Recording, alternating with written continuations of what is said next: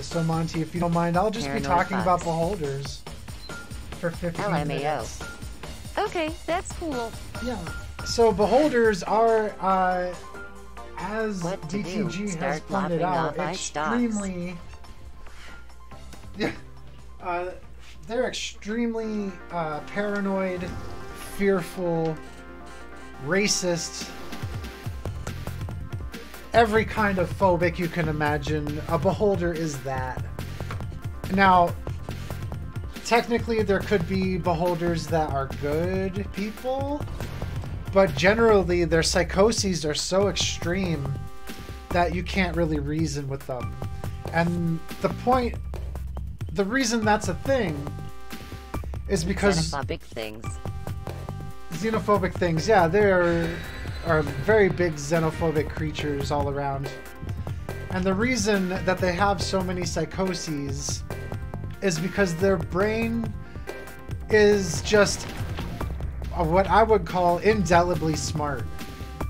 They are incredibly intelligent creatures to their own detriment.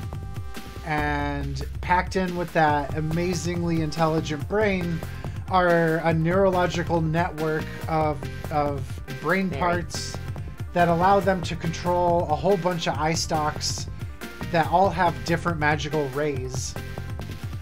And they do a wide variety of things. There's obviously a couple elemental attacks. There's one ray that enfeebles people, taking away their strength. I think there's a ray that makes people dumb.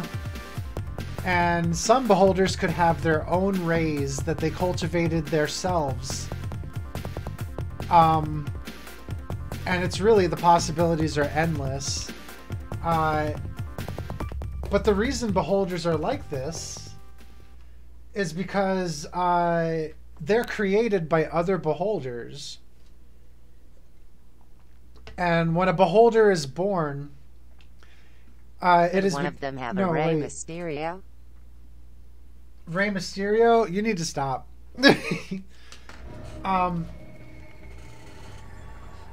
So, beholders have a really weird and uncanny ability that... Wow. Whenever a beholder falls asleep, they have prophetic dreams to the point where their brains kind of create reality.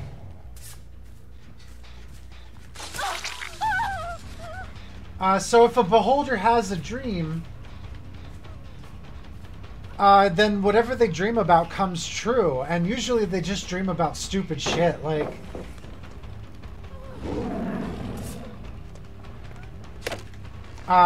like, there's no way for a beholder to know all of the people or things that they dream about.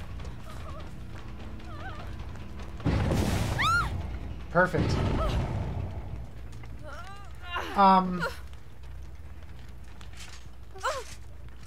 But they do, most of them do know that when they do dream, whatever they dream about happens.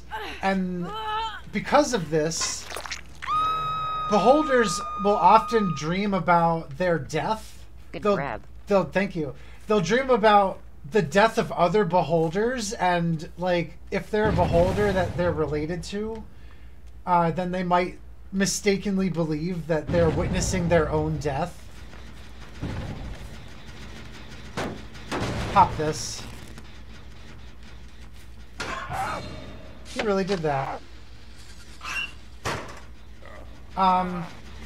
So beholders are gifted with an extreme intelligence and no common sense.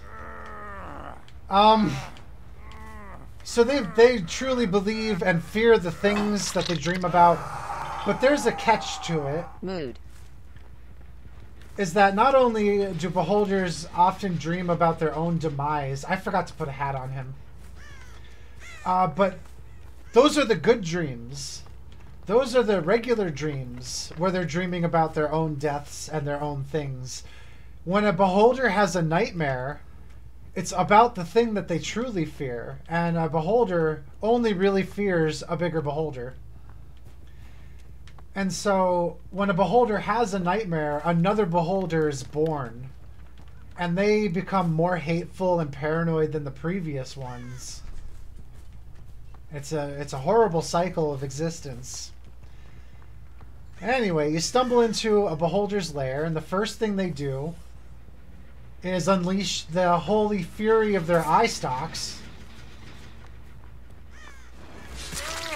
I thought he was setting up sprint burst. Bill was like, no sprint burst. Just Bill things. Was the first beholder just a slightly fucked up paranoid dude? I think the first beholder was a wizard that modified their body and made some really bad wishes, because you could turn yourself into a beholder without explicitly wishing to be a beholder. You just give all their abilities, but that's a story for another time. A death ray and a disintegration ray. They do have also a death ray and disintegration ray. And coming up against one, you're going to need something to handle rays. And then their center eye is the one that gives anti-magic.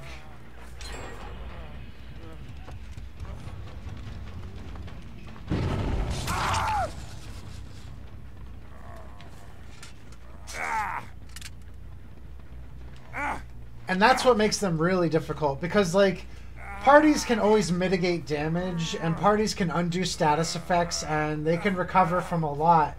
But removing magic really just brings it down. Not being able to cast spells in that area, or having your magic removed, can be a hassle, and a beholder could just decide... Removing magic means stab that eye. Yeah. And you could do it. You could lop off eye stalks.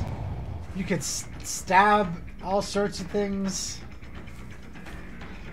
But while all that's going on... Some true beholders on Mystera, the Wednesday group's planet, like food to the point that some have a ray that is create food and water at the 26th level. 26th level create food and water? They could feed a whole army with that. Nice. Why is he dead already? Did I really triple hook him? I did. Yeah, no, it's a thing. Oh, I remember that now. I'm kind of just going. I need to get Yui on a hook. I have one more trap, and it's Yui's.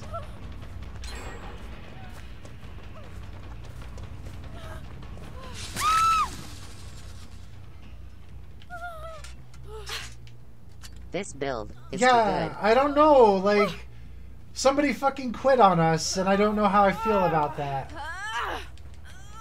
Can they just make bougie as fuck food instead, P? But, yeah, a high level create food and water that instead of creating a lot of food just creates really expensive food.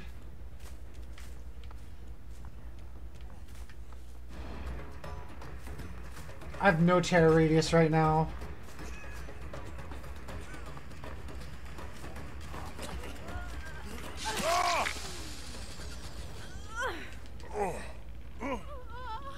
In first it's got be stuff like pancakes, etc. Interesting. In third edition, you can literally just create a whole feast. Actually, there's create food and water, and then there's Heroes Feast, which creates a banquet for a number of people.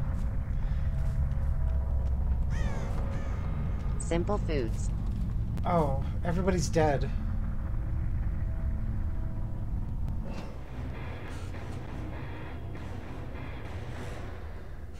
Heroes is a 2E spell. Oh, cool.